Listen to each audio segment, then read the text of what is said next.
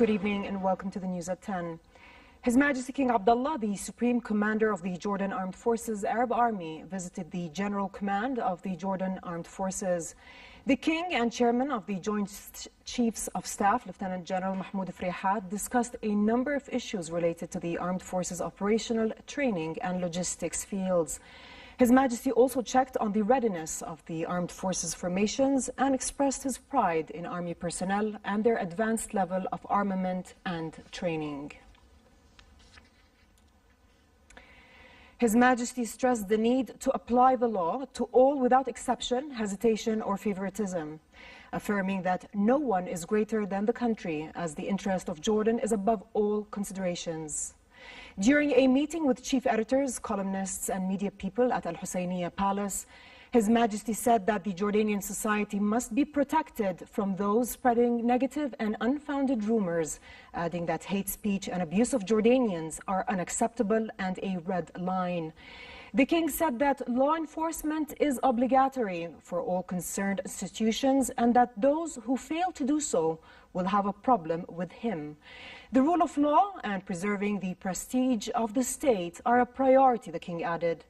His Majesty said that everyone agrees on the need to fight corruption, wasta and favoritism and the need to apply the rule of law. But when the application of the law conflicts with the interests of some or affects relatives, the law is still disrespected. The King also rejected the recent bullying incidents in the country, especially the day when people destroyed a school, expelled the president of a university, closed roads, and the recent death of the 3-year-old Hashim Kurdi, stressing the need to put an end to these negative practices. On political reform, King Abdullah pointed out that what is needed is 2 or 3 parties representing different political trends with various programs that are representative of the people and able to reach the House of Representatives. His Majesty also said officials need to perform their duties with dedication and transparency in order to serve citizens and encourage investment. On his recent visit to New York City, His Majesty pointed out Jordan's successful participation in the meetings of the UN General Assembly, affirming that Jordan's first priority remains the Palestinian issue and Jerusalem. The Cabinet discussed at its weekly meeting the possibility of issuing a general amnesty. The Cabinet decided to refer the issue to its legal committee for further study so that they could come up with a final decision next Wednesday. The State Security Court refused for the 5th time to release on bail 12 people arrested in connection with the tobacco factory case. The suspects are charged with involvement in carrying out acts that endanger the society's safety, security and economic resources and conducting acts that can change the economic entity of the country. The Integrity and Anti-Corruption Commission has referred a number of new corruption-related cases to the public prosecutor for legal action. The Commission referred financial, administrative and legal abuses committed by a general manager of a company working in guaranteeing loans that is supported by the central bank. Another case was also referred that involves a joint venture company owning a battery plant that sold 900,000 of its shares for 5.5 million dinars. Other referred cases include one that involves financial and administrative abuses by one of the main directors of Royal Jordanian Airlines, legal, administrative and financial irregularities case in a number of the kingdom's municipalities, and abuses committed by Arab Company for White Cement Industry, which suffers significant financial losses for hiring over 40 unneeded employees. Minister of State for Media Affairs, Jumana Ghnimat, stressed the role of Jordan Radio and Television Corporation in delivering Jordan's message to the world.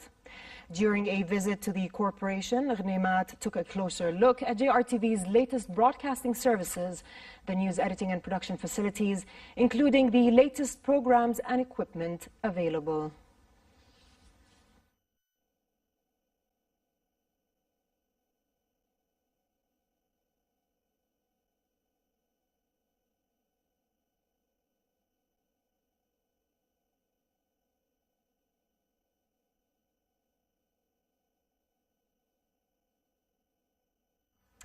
In regional news, Iran has fired missiles at militants in Syria it blames for an attack in southwestern Iran on September 22nd.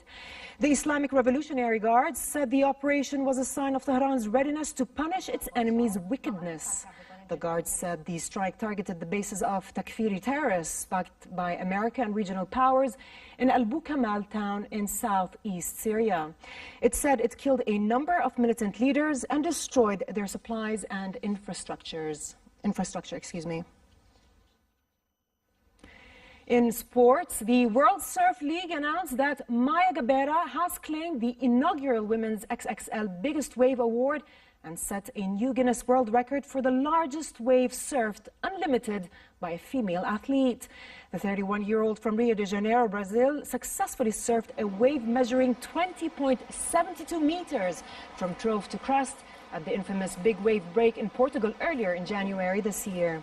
Gabera had been fighting for the women's right to have their own world record in a big wave surfing for quite a while. The World Surf League and the Guinness World Records have acknowledged her request, and a new category has been created.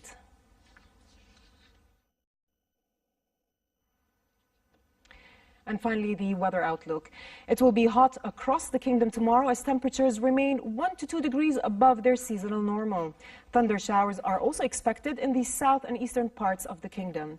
Amman can expect daytime highs of 32 degrees and lows of 22, while Aqaba's highs reach 38 degrees and drop down to 27 at night. With this, we come to the end of tonight's news. I'm Dana Abusham. Thanks for watching and have a good night.